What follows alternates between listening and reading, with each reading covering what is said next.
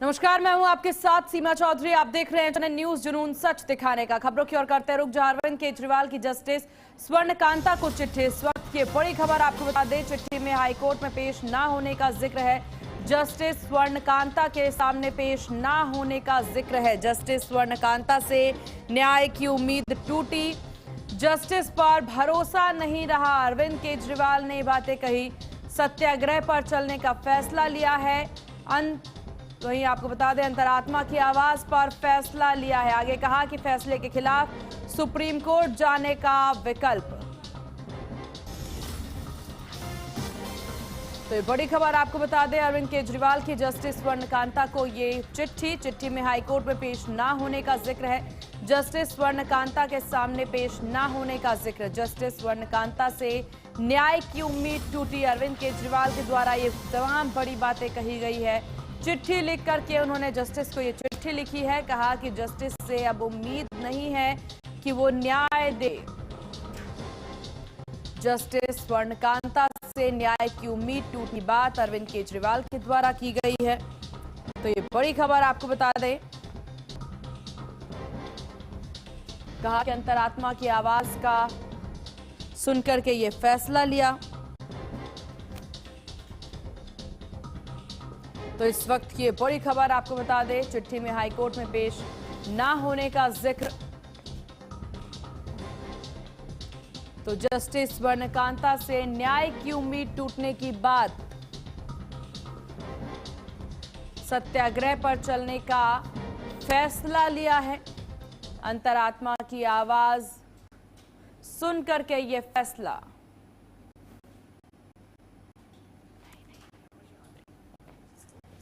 जिन कई बार ऐसे मौके आते हैं जब जीत या हार मायने नहीं रखते, उससे भी बड़ा हो जाता है सही और गलत का सवाल।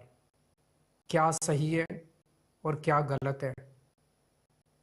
ऐसे समय में हमें यह तय करना होता है कि हम मुश्किल रास्ता चुनेंगे या आसान रास्ता।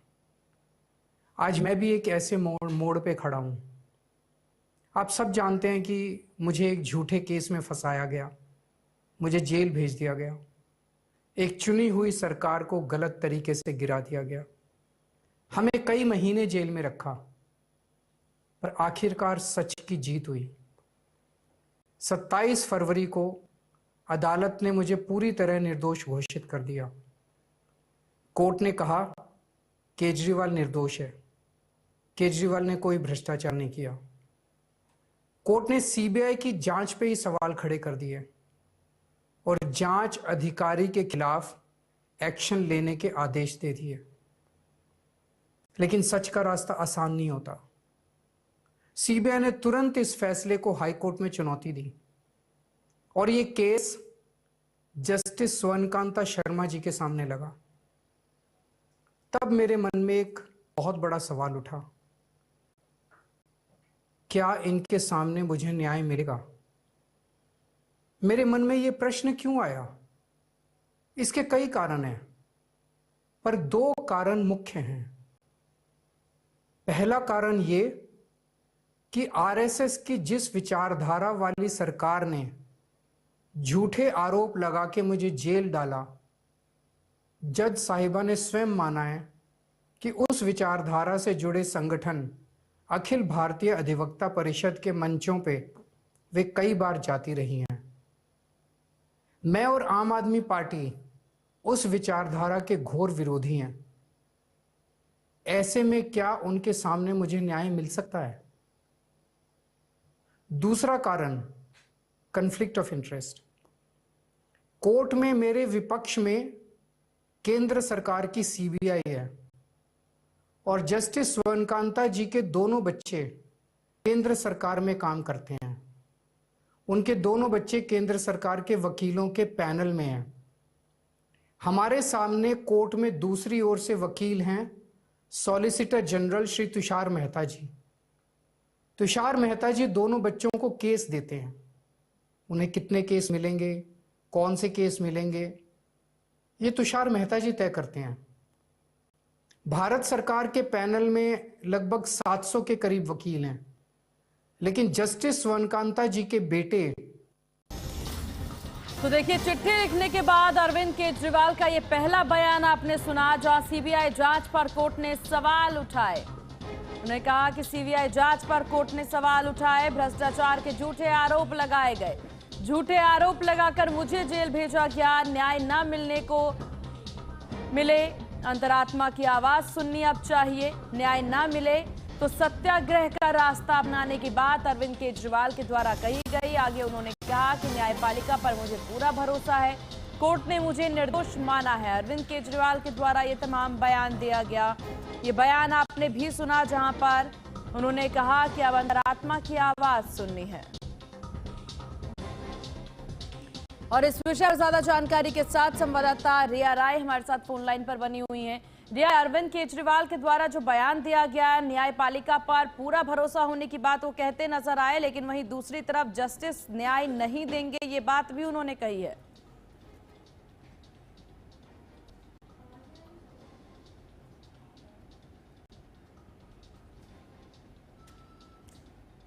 चलिए ठीक है रिया, आपसे संपर्क साधेंगे। जहां न्याय ना मिले तो मिले को अंतरात्मा,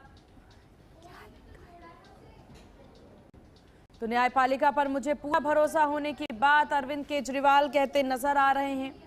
कोर्ट ने मुझे निर्दोष माना है। तो सीबीआई जांच पर कोर्ट ने सवाल उठाए, भ्रष्टाचार के झूठे आरोप लगाए गए। अरविंद केजरीवाल के द्वारा कहना, झूठे आरोप लगाकर मुझे जेल भेजा, न्याय ना मिले को अंतरात्मा की आवाज सुननी चाहिए।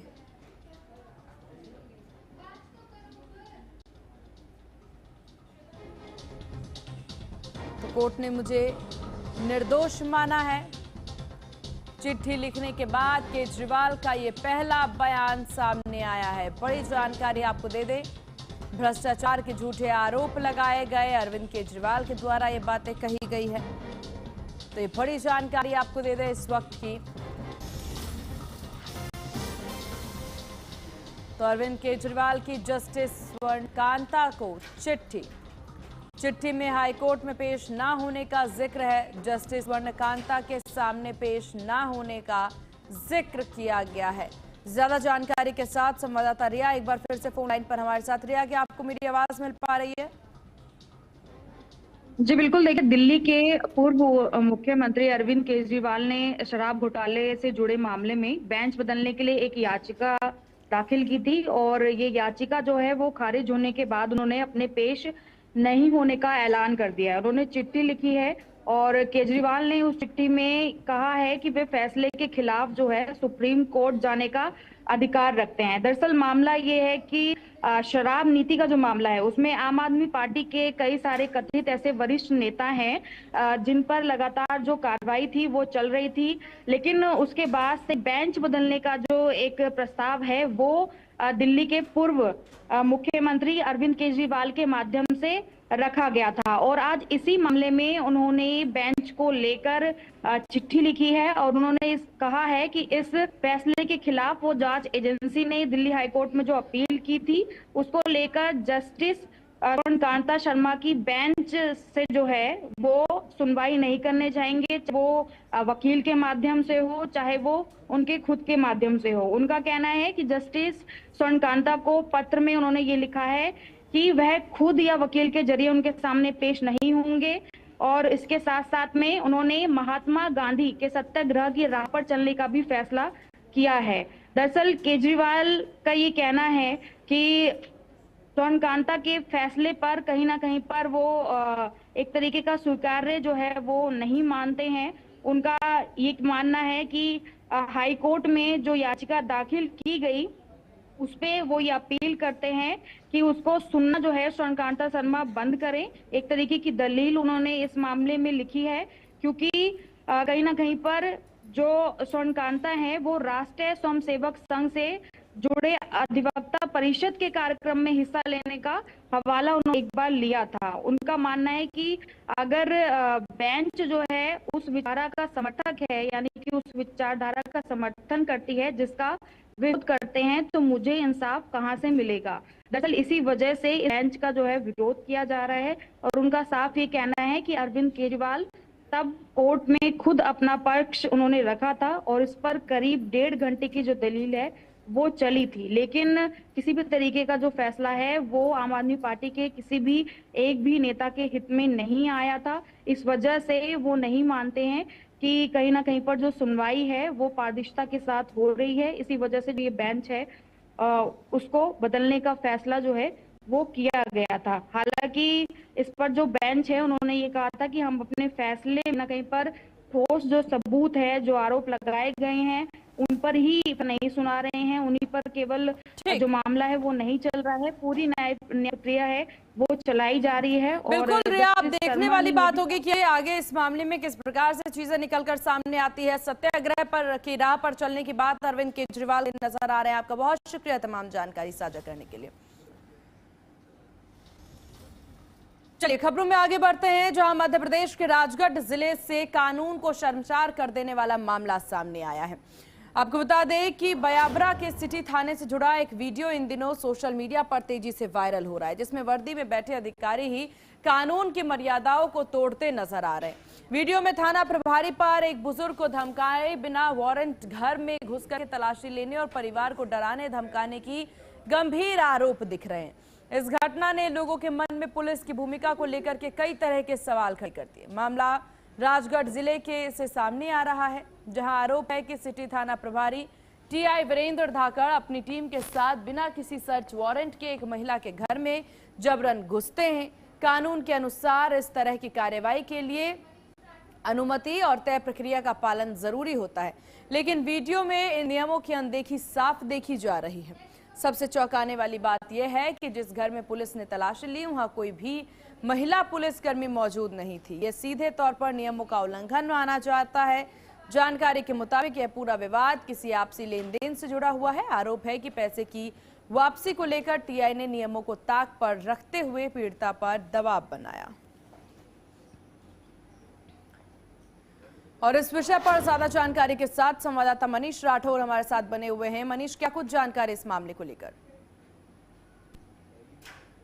देखिए, ये पूरा मामला मध्य प्रदेश के राजगढ़ जिले की ब्यावरा का है, जहां पे ब्यावरा में सिटी के जो टीआई है धाकड़ जी, उनके द्वारा एक ग्रामीण क्षेत्र में जाकर एक बिना सर्च वारंट के महिला के घर में घुस के तलाशी ली गई, जबकि उस घर में कोई भी व्यक्ति मौजूद नहीं था। साथ ही टीआई के द्वारा जो बल लेके गया उसमें किसी प्रकार का महिला पुलिसकर्मी साथ में नहीं गए हुए थे। और सबसे बड़ा सवाल उठता है कि बिना सर्च वारंट के किसी के घर में घुस के, और कोई बहुत बड़ा मामला भी नहीं था कि जिसमें आपको जो है सर्च वारंट लेकर जाना चाहिए था। एक छोटा सा मामला था, आपसी लेन देन और छोटा सा विवाद था, जिसकी वजह से टीआई जो है किस कारण उनके घर में घुसे, यह तो देखने वाला सवाल होगा, क्योंकि इस संबंध में एचएनएन की टीम के द्वारा पुलिस अधीक्षक महोदय से भी चर्चा करनी चाहिए, लेकिन उन्होंने किसी प्रकार का कोई जवाब नहीं दिया। सबसे बड़ा सवाल होता है कि जब पुलिस ही किसी प्रकार के नियमों का पालन नहीं करेगी तो आम जनता को कैसे वो पाठ पढ़ाएगी कि आपको क्या नियमों का पालन करना है, किन नियमों का पालन नहीं करना है।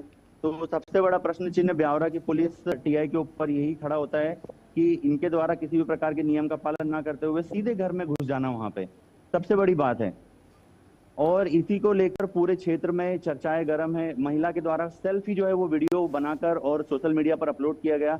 अब ग्रामीण क्षेत्र में और शहरी क्षेत्र में तरह तरह के सवाल उत्पन्न हो रहे हैं कि टीआई की ये कैसी दबंगता है जो बिना किसी आदेश, बिना किसी निर्देश के एक छोटे से मामले की जांच पड़ताल के लिए घर में घुस जाना। चलिए ठीक है मनीष, आपका बहुत शुक्रिया तमाम जानकारी साझा करने के लिए। खबरों में आगे बढ़ते हैं। चलिए खबरों में आगे बढ़ेंगे और बात करेंगे महत्वपूर्ण खबर की। कैसा लगेगा अगर आप महात्मा गांधी और अटल बिहारी वाजपेयी से रूबरू हो पाए?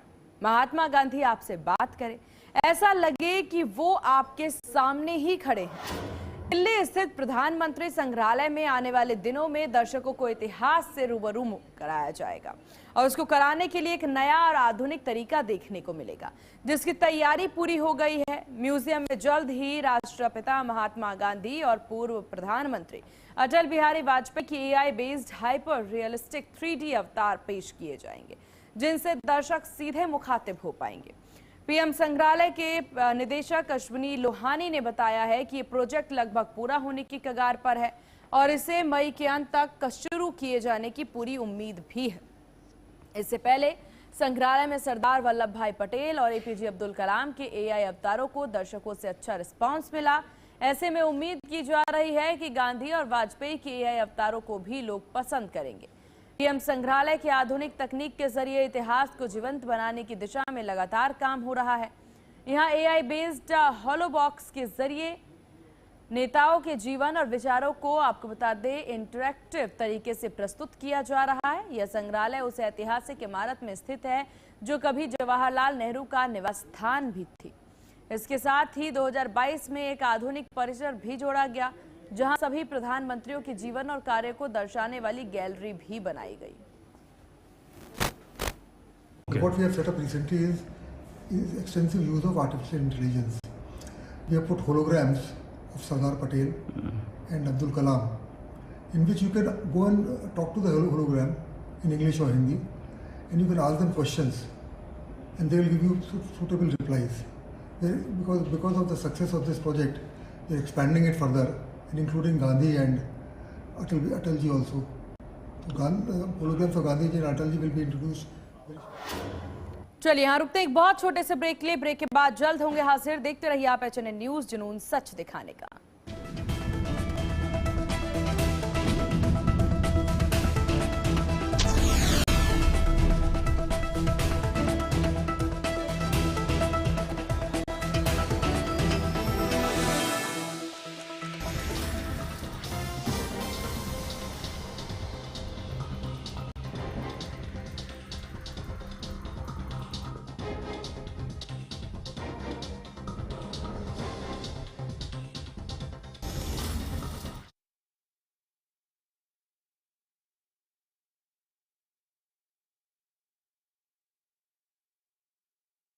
आइसक्रीम खाओगी? जंगल में आइसक्रीम मिलती है।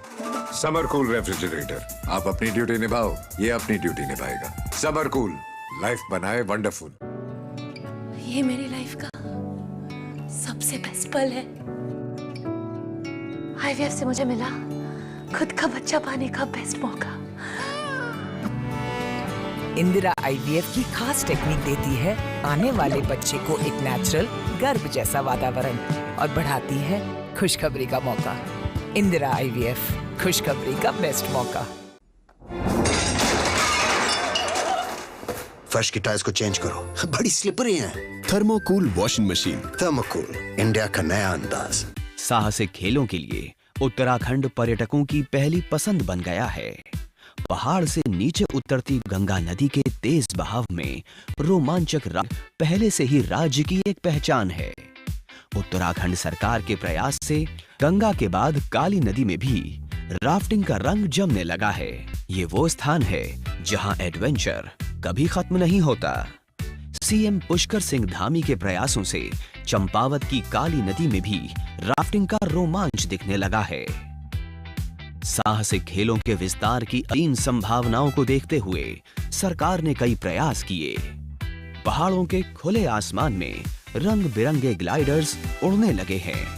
पर्यटक खुले आसमान में उड़कर रोमांचित होने लगे हैं। उत्तराखंड में ऐसी दर्जनों साइट्स खोजी गई हैं जो भविष्य में साहसिक खेलों की नई पहचान बनने जा रही हैं। साहसिक खेलों के जरिए उत्तराखंड में रोजगार के नए मौके भी विकसित होने लगे हैं। सरकार की तरफ से युवाओं को साहसिक खेलों का प्रशिक्षण दिया जाने लगा है। वीर चंद्र सिंह गढ़वाली पर्यटन स्वरोजगार योजना के अंतर्गत न सिर्फ किफायती दरों पर लोन उपलब्ध कराया जा रहा है, बल्कि सब्सिडी भी दी जा रही है। मैं पिछले 2 साल से ये कोर्स कर रही हूँ। इस कोर्स को करके हमें रोजगार मिलेगा, हमें बाहर नहीं जाना पड़ेगा। हम अपने उत्तराखंड में नई साइट खोल सकते हैं, यहाँ रोजगार बढ़ा सकते हैं। हमें देख के और भी आ सकते हैं। यहाँ हमें बहुत सपोर्ट कर रही है उत्तराखंड टूरिज्म, और यहाँ पे हम चंपावत पे आए नई साइट विजिट करने के लिए। ऊंचाई से कूदने पर यहाँ कई बार साहस डगमगाने लगता है। रोंगटे खड़े कर देने का अनुभव भी यहाँ मिलता है। लेना हो लहरों को चीरने का अनुभव, हवा से बातें करने का हो मन, ऊंचाई से छलांग लगाने का है दम, तो चले आए उत्तराखंड।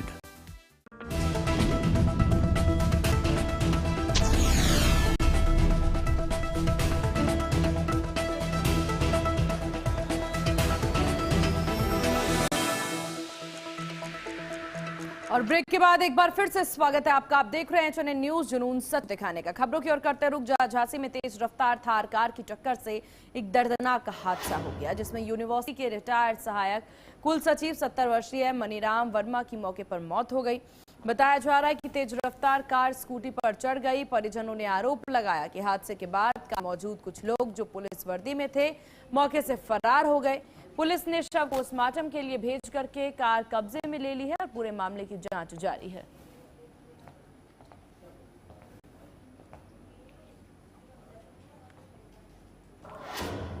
चलिए खबरों में आगे बढ़ते हैं। बदायूं से खबर, जहां बदायूं के भिनावर थाना क्षेत्र में चलती बोलेरो में अचानक आग लग गई। घटना गांव खूनक के पास हुई है, जहां वाहन में सवार लोगों ने समय रहते कूदकर अपनी जान बचाई। सूचना पर फायर ब्रिगेड की टीम मौके पर पहुंची और आग पर काबू पाई। प्रारंभिक जांच में शॉर्ट सर्किट वजह बताई जा रही है।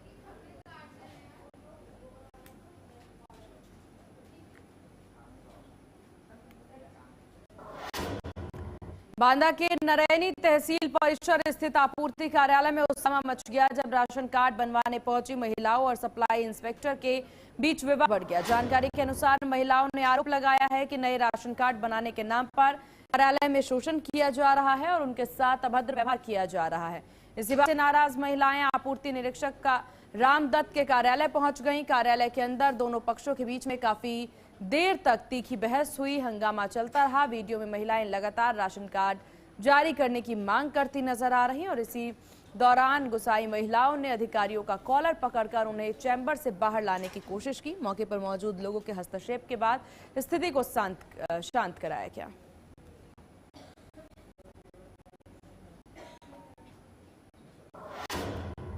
दिल्ली के धीरपुर में एक हैरान कर देने वाली चोरी की वारदात सामने, जहां एक सीबीआई अधिकारी के मकान को निशाना बनाकर चोरों ने लाखों रुपए की पर हाथ साफ किया। बताया जा रहा है कि परिवार किसी रिश्तेदार के यहां गया हुआ शातिर चोरों ने वारदात को अंजाम दिया। चोरों ने चोरी से पहले इलाके में सभी सीसीटीवी कैमरे तारे काट दी ताकि उनकी पहचान न हो सके। इतना ही नहीं, आसपास के कई घरों के बाहर से कुंडी लगाकर लोगों को अंदर ही रोकने की कोशिश की गई। घटना का एक सीसीटीवी फुटेज भी सामने आया जिसमें चोरों की गतिविधियां कैद हैं। मकान में सीबीआई और पुलिस अधिकारियों के नाम के बोर्ड लगे हुए हैं। बताया जा रहा है कि ग्राउंड फ्लोर किराए पर दिया गया था, जबकि पहली मंजिल पर एक दिल्ली पुलिस अधिकारी रहते हैं। सूचना मिलने पर पुलिस और फॉरेंसिक टीम मौके पर पहुंची। जांच शुरू कर दी गई है और पुलिस ने मामला दर्ज कर सीसीटीवी फुटेज के आधार पर आरोपियों की पहचान की कोशिश की गई। लड़की यहाँ पर रहती है, मेरी लड़की मेरे घर आई थी रात सोने के लिए, क्योंकि इनका ऐसे काम नहीं कर रहा था। बस सवेरे पता लगा चोरी हो गई। कितने की चोरी हुई है? कितना नुकसान है? 40 लाख से ऊपर ही है, करीब 50 के आसपास। ज्वेलरी और 2.5 लाख के ऐसे। ज्वेलरी मैंने इसको शादी में दी थी, कुछ इसके अपनी थी। लड़की का 1 साल का बर्थडे बना था, कुछ ज्वेलरी उसमें दी थी और इन्हें चिट डाल के ज्वेलरी बनाई हुई थी। वो सारे कोई था नहीं उसमें? नहीं, ताला लगा हुआ था, ताला तोड़ के और ले गया। मैं तो कोई रिलेटिव है, उन्होंने बताया घर खुला हुआ है। हम आके देखा तो चोरी हुई हुई है। पीछे अलमारी का ताला टूटा हुआ है, बाहर के दोनों ताले टूटे हुए और कैश और ज्वेलरी लेकर गए। पता चल पाया कौन कितनी संख्या में थे लोग, कैसे आसपास सीसीटीवी में? हाँ, कैमरे में दिखाया 3 लोग थे, नकाब लगाई हुई उन्होंने और एक बाइक पाए हुए। कितने बजे की घटना है ये? घटना है 5:45 बजे की। हाँ, सुबह के 6:02 पे वो निकल गए। 17 जो है ये किसी सीबीआई अधिकारी का है। और कल इवनिंग में यहाँ से मतलब रिलेटिव रहते हैं हमारे, ससुराल है, तो वहाँ पे सोने चले गए थे। फिर सुबह भाभी आई थी मेरी, तो चलो सरप्राइज़ करते हैं, छोटी बच्ची है कीवी, चलो उसको सरप्राइज़ करते हैं। उनका फ़ोन आया कि तुम्हारा लॉक खुला हुआ है। फिर हम आए तो देखा यहाँ पे सब चोरी भी सुबह 5:45 बजे हुई है। और लोग थे, कैसे आए? ये तो सीसीटीवी में दिख रहा है कि मतलब 3 लोग हैं, कवर कर रखा है मुंह पे। पहले वो आए, ताला तोड़ने नहीं टूटा, फिर दोबारा आए, फिर एक लंबी रोड लेके आए, मतलब कुछ भी इंस्ट्रूमेंट, तब फिर तोड़ 17 मिनट में चले गए। और इन्हीं खबरों के साथ इस बुलेटिन में बस इतना ही। देखते रहिए चैनल न्यूज जुनून सच दिखाने का। नमस्कार।